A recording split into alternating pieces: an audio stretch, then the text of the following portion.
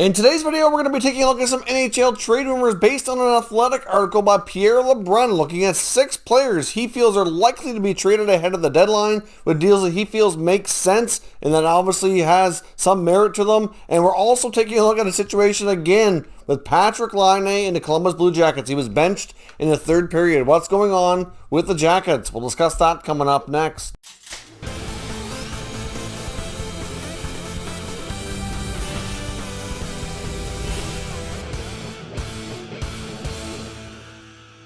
Well, welcome back to another video here at Top Shelf Hockey. Now, before we dive into the Athletic article looking at some trade rumors from Pierre LeBrun, I want to talk about the Patrik Laine situation that we saw last night in the Blue Jackets game. Now, obviously, they were in a tight game. Patrik Laine has certainly had his fair share of ups and downs already during his short tenure with the Jackets, but certainly not unusual for big-time goal scorers to be very streaky, whether it be hot and cold, and it's not uncommon at all. But we saw a situation where Laine first got there. He did pretty good when it came to scoring goals. He's just coming off of a 7-game stint, I believe it was, where he had no points. He had a pretty good start to his game. He had a goal and an assist heading into the third period in a very tight game, and something that his team needs to win. If Columbus is going to have any hope of trying to climb back into the playoffs, which I do think is starting to get out of reach, but still, they need him to produce, and in a tight game, you would think he would be out there. Now, Tortorella sat him on the bench for the last 6:53 of regulation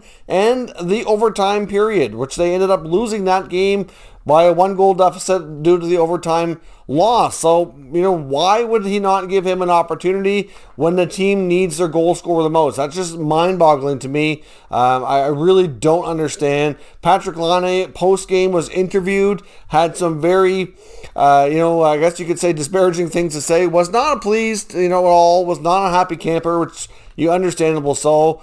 He was asked about not playing the last almost 7 minutes of the third in overtime, and his response was that he thought he was playing well and that he guessed he thought wrong. I mean, what kind of signal does that send when you've been scoreless and pointless for 7 games? You finally find a way to contribute, get on a goal and an assist, and when your team needs you, you're glued to the pine. I mean, makes no sense to me. I mean, I don't care if he did have, let's say, a defensive lapse or a shift or two that Tortorella wasn't fond of. You have to keep playing him in the situations where he's going to thrive and can help the team if you want to keep him interested in sticking around. Now, he might only be an RFA instead of a UFA, so you still have control, but at the end of the day, if he decides he doesn't want to play there, that's a problem, and that's a big issue for a team who already gave up a player who didn't want to be there to bring him in. And if they lose Laine as well, it's just no guarantee they can do as well on a trade to move him out. Like, it's not really something they plan to deal with, so kind of mind-boggling. Now, Pierre LeBrun also mentioned that he feels that maybe, and he's obviously not confirming this, and just some thoughts on his own, that he wonders if Tortorella does want to get fired, because this is not the first time this has come up. I've heard a report back 2-3 weeks ago suggesting that maybe Tortorella doesn't want to continue coaching in Columbus, and he's trying to force Kekäläinen's hand to fire him.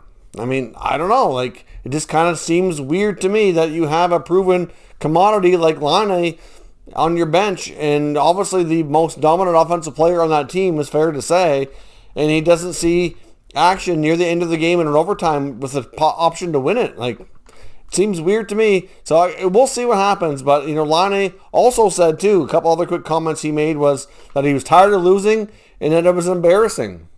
So the look on his face, you could tell he was disgusted.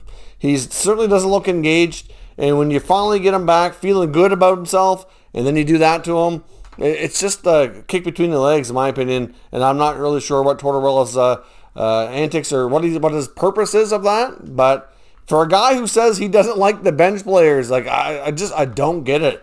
And I wonder how long he will be the coach in Columbus, because I would think that if it means Laine leaving or Tortorella, that they would move on from the coach who's been there a long time, and it might be time for a change behind the bench anyhow. So let me know what your thoughts are of this Laine situation and how things will develop down in the comments, and we'll discuss further. Now, jumping into the Athletic article by Pierre LeBrun, where he goes over 6 trades that he sees happening ahead of the NHL trade deadline. Of course, a lot of this is based on information he has from his inside sources to a degree. Some of it is just his own opinion as well, and some of it just kind of makes sense based on what the team needs and the players that are likely to be available that he has information that have been shopped around. Now, I want to start off with defenseman Mattias Ekholm, who's certainly probably one of the hottest commodities on the trade market. And of course, he's not a pending UFA. He's got a year left, which makes it even more attractive. But no guarantees that Nashville moves him. But many feel that he will be a guy that gets moved out by Nashville as they start to retool and kind of go down a different path here. As obviously a team that struggled to contend for the last few years. Now, the two teams he mentions in this article is the Boston Bruins and the Winnipeg Jets. He feels that they're the most likely teams to land the stud defenseman here. Now, in the case of the Boston Bruins, he said it makes a lot of sense based on the fact they've lost Krug, they lost Chara. They've, that left side of the blue line is not the same. They've gone young this year, which has so far worked out okay. They've had their fair share of injuries back there as well, and they could certainly use a stud defenseman like Ekholm. Now, one reason that he links them to Boston and Winnipeg as opposed to a team like the Flyers, who has been mentioned as well, is that in the case of Philadelphia, they don't really have the option of protecting him in the expansion draft without losing one of the other defensemen that they would prefer not to lose. So, not that they wouldn't want to protect Ekholm, but then if they protect him, they're going to lose a guy like Phil Myers probably or something. So from an expansion draft perspective, it would make things more complicated for the Flyers. So for a team like Philadelphia, who right now is, not even guaranteed a spot, they're kind of in a tough battle with some other teams, including the Penguins, for that likely to be the number 4 spot in their division. It just might not make as much sense for them to go as big in that regard. Might be something that makes more sense for them to look at after. But in the case of Boston, they could certainly take the chance to protect him. They could certainly use his presence on that left side of their blue line. He wonders if a player like Jake DeBrusk, though, might have to be involved. We saw a re-energized Jake DeBrusk come back last night, have a much better game for Boston. Certainly, was driving to the net more, was engaged more, playing a little bit more physical. It was one of the better games. He said he was playing pissed off and that he needs to do that more. And when I agree, certainly it was one of the best games we've seen from him in a while, but it still, I think, has room to take it up another notch. I think Jake DeBrusk can still be better, and even David Krejci scored last night as well. So to get those two guys going for Boston would be huge, but depending on what they do, my only concern here is to give up DeBrusk for Ekholm, and then if they can't replace DeBrusk with another decent winger who can score at least a similar, if not better pace, then they're going to be better on the blue line and weaker at the forward group, and I'm not sure that they're a better team overall. So I really don't know. I think Ekholm makes a lot of sense for the Bruins, but besides a guy like DeBrusk, they just don't have a ton of assets that they would be willing to part with. I don't think they'd want to trade Riddick or Studnicka. Maybe John Beecher is a possibility as a decent prospect. Would they throw in a first-round pick for 2021? That's a probability that would be likely as well. But still, I don't know. It depends on what the Predators are going to want and how that kind of package would compare to other teams. But it certainly makes sense that he would be in the Bruins' top of their wish list. And, of course, you get Winnipeg, and he questions whether or not Winnipeg would want to go through another 2-week quarantine with another player. Obviously, after getting Dubois, can Cheveldayoff pull off another big trade to really get this team ready for the playoffs? We know at this point that the Jets are one of the top teams in the North.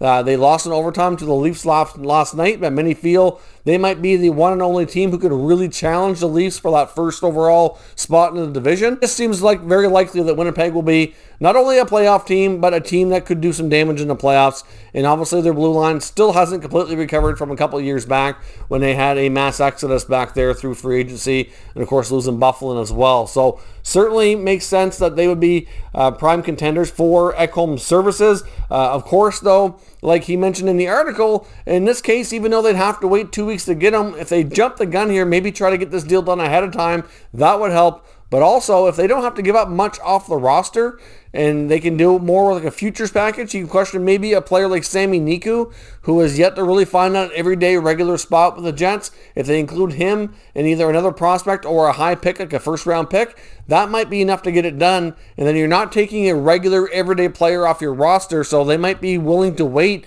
the 14-day period to get Ekholm, well ahead of the playoffs. I mean, he'd still have time to get the games in and be acclimated to his new team before. So certainly makes a lot of sense to me. So obviously, I would suspect those two teams will be high on the Preds list here, talking to them for the defenseman. And as we talked about yesterday as well, I think other teams are going to be in there, including Montreal, but I'm not sure that Bergevin's going to be willing to jump the gun here because of the injury to Ben Sherratt. So the other teams might have an advantage depending on how quickly the Predators are willing to do business. Now, another player I found very interesting in this list is goaltender David Riddick of the Calgary Flames. The fact that he's on this list gives me the impression that LeBrun's not overly confident they'll be able to battle themselves back into the top 4 spots in the North for a playoff spot, and he does reference that in the article, indicating that this would only be a deal we'd see if Calgary for sure is falling out of the picture and they're not really battling for a spot. But obviously with the long-term contract of Jacob Markstrom, I really don't see a long-term future for Riddick in Calgary anyway, and a team like the Washington Capitals is where he has him going. Obviously with some concerns over Samsonov's play, they want to add another veteran guy back there who has ideally some playoff experience. Now they do have Craig Anderson on the taxi squad. Tells me that they don't have a ton of confidence in having Anderson go into like a playoff game if they had to. They would probably prefer somebody, maybe a little bit stronger, maybe a tad younger right now. I don't know, but obviously Anderson was brought in for insurance and he's provided that and had a couple of decent games for them. But obviously Riddick could find himself on the move here, and it wouldn't be surprising to me if they did trade him. But of course, as long as they're in the battle for the playoffs, I don't see it happening. So it could be something that we see at a later time. But of all the goalies that are out there, there's a few I think that could be on the move, but Riddick's the name certainly keep your eye on. Now, of course, he also talks about something that was also discussed on NHL Insider Trading on TSN, which he's also a part of, and that's the possibility of Eric Staal going back to his old stomping grounds and making a return to the Carolina Hurricanes organization. Apparently, many feel that this is a possibility and that the Hurricanes are mulling over trying to bring Staal home. Of course, they still have his brother, Jordan Staal, captain of the Hurricanes, and the Canes are a very deep team looking to do some damage in this year's playoffs. And if you watch my playoff prediction video, I did have them not only making the playoffs, but going fairly deep into the playoffs as well. And adding another guy like Eric Staal with another, a vast amount of experience, and obviously somebody very familiar with the team and the city, would not be a terrible idea. Now, it's not something that they absolutely have to go out and do. Many feel the Canes are a team that's pretty solid up and down the lineup, and they don't really need to do a lot ahead of the playoffs unless they run into injury issues. And at this point, every team's a bit banged up, and they do have an injury to Trocheck, which could certainly, maybe change things a little bit here, but obviously Eric Staal is a player that I do suspect 100% will be moved. It's just a matter of where. We've also heard teams like the Leafs and the Oilers kicking tires on a guy like Staal, and a few other U.S. teams, including the Penguins,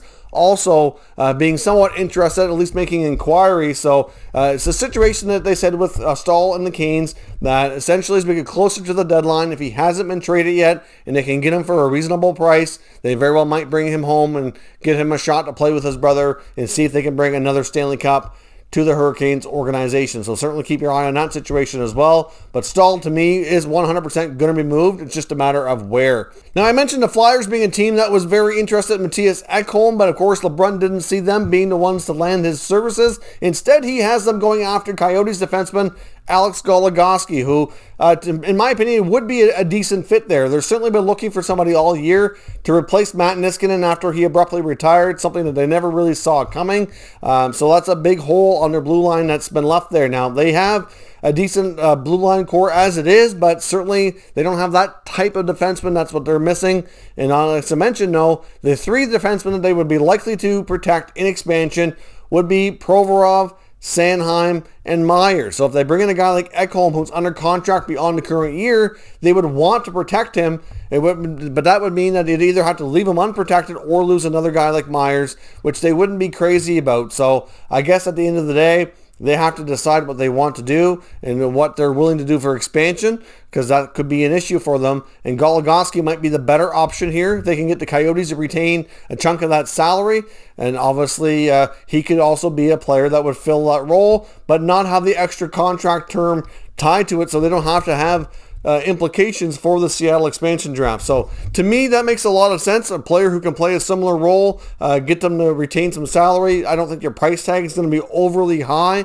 They certainly have a lot of young assets and picks that they could use in conjunction to make this happen. So to me, it makes sense that they might be more of a safer bet to go after somebody as a rental instead of somebody with terms so they don't turn around and lose them in expansion. Now, lastly here, we want to talk about Rickard Rakell of the Anaheim Ducks. Now, yes, he is the 5th player, but I guess the 6 trades that he talks about in this article is he had Ekholm going to either Boston or Winnipeg, which is why there's 6 here, but it's actually 5 players overall. But Rakell's a guy with another year left on his deal, former 30-goal scorer, versatile guy who can play up and down your lineup. He can play either wing. He has played some center as well, and depending on what team he ends up with, very well could be on any of those situations, could be working for him. Now, there's no guarantee here that Bob Murray moves Rakell. It's not necessarily somebody they're pushing to trade, but somebody they're willing to listen on, and they've been getting a fair bit of inquiries according to NHL insiders, and LeBrun mentions that in the article here. Now, of course, some other guys on the Ducks, like a guy like Adam Henrique, for example, and to a degree, Danton Heiner, are guys that are being more heavily pushed for trade, but certainly Rakell is a higher quality player that's going to get more interest from around the NHL. Now, of course, he has Rakell going to the Toronto Maple Leafs. Now, in yesterday's video, I talked about the fact that the Leafs had shown interest and that the Oilers were also a team in that mix as well. Based on the information we had from yesterday's news articles, that they were the 2 likely teams right now showing the most interest, so he could very well end up in a trade with either of those teams ahead of the deadline. But according to LeBrun, he feels Toronto's the most likely landing spot. And as far as what they would have to give up for him, no, it's really going to boil down to money, because obviously the Leafs are tight on the salary cap. But he felt it was going to take 2020 first-rounder Rodion Amirov to be included in the deal in order to make that happen. Now, as I talked about a bit in yesterday's video, the other teams that have apparently already had some brief discussions with the Ducks on Rakell as a potential trade, the price tag was high. Now, that's, of course, what Bob Murray's going to want here. Trading a player with term like that, who has a proven track record of being a 30-goal scorer, is going to be a fairly steep price. Now, as we get closer to the deadline and nobody's willing to pay that, and he gets some other offers that are even anywhere close, he'll have to decide if he wants to make that move or if he wants to hang on to the player and maybe consider this deal sometime in the offseason or next season. So obviously, if Amirov is included, that's a pretty substantial price, but he also said it's going to take more than Amirov. It's going to be that and another asset, and it might have to be a player like an Alex Kerfoot, for example. Obviously, Kerfoot's contract wouldn't be too drastically different than Rakell. Maybe the Ducks retain a little bit to kind of even things out, so they get a player in Kerfoot who can help them now. They get a player in Amirov who can help them down the road, and maybe they consider that a pretty good deal. And they have some interesting blue line assets as well, like a Sandin or a Liljegren. I'm not sure what the preference would be from Anaheim, but if that's what it's going to take, it might be what the Leafs need to do if they want to make that deal. Now, do the Leafs have to make that trade? I don't think they need to. I think, like Carolina, as we talked about, I think they're pretty deep through their lineup, and it really boils down to injuries and who's healthy and who's not. But if they go into the playoffs with a fairly healthy lineup, I don't think Kyle Dubas has to do too much. He can tinker if he wants, but certainly adding a guy like Rakell just really increases the odds that much more, and being a chance to be a cup contender here and go all the way. So we will see. I guess if you're Kyle Dubas and you're wanting to acquire Rickard Rakell, is that going to be a player you're going to want to give up? Let's say Kerfoot and Amirov. Would you do that kind of deal? Now, this is also going to impact Zach Hyman if they bring in Rakell as well, because he's under contract next year. So for the time being, based on their salary cap, if they can squeeze him in with either moving money out or something to make the money work, then next year is going to be an issue, and Hyman needs a new deal. Many feel that he's going to be around that $5 million range. I don't know if it's going to be quite that much. I can see Hyman taking a little bit of a team-friendly deal to stay in Toronto. He's from the area, has been there a long time. I'm sure he wants to stay there, and I think he'll do what he has to do to get a deal done with the Leafs, first and foremost. And I think they're going to want to do everything they can to keep him. But certainly Rakell can play a similar style of game, so it could be a kind of situation where they get Rakell, and then, of course, he could kind of replace Hyman in the future if they can't get a deal done. But if they are looking to sign Hyman, which we know they are, but if they're able to come to terms with Hyman, then they're going to have a cap issue next offseason that they'd have to juggle, and a guy like Rakell or somebody else would have to be moved out in order to keep everybody in line here for the cap, because we're going to be at least 2 more seasons without an increase before things start to go up and get a little bit of breathing room for those teams. Once we do get an increase, likely in year 3, I think it could be a substantial increase, but it's still a long ways to get there before we see that happen. So let me know your thoughts on the Rakell to the Leafs situation. If it means maybe losing Hyman, that's probably for a lot of fans is a no-go. But how do you proceed there? Do you get the deal done? Worry about it in the offseason? Maybe trade Rakell again or somebody else to make it happen and fit everybody in under the cap in there. So let me know your thoughts in the comments and we'll discuss further. If you're new to the channel, consider subscribing and turning on your notifications so you don't miss any future content, and give this video a thumbs up if you enjoyed it. I'd appreciate it if you did. As always, thank you for watching, and I'll catch you next time.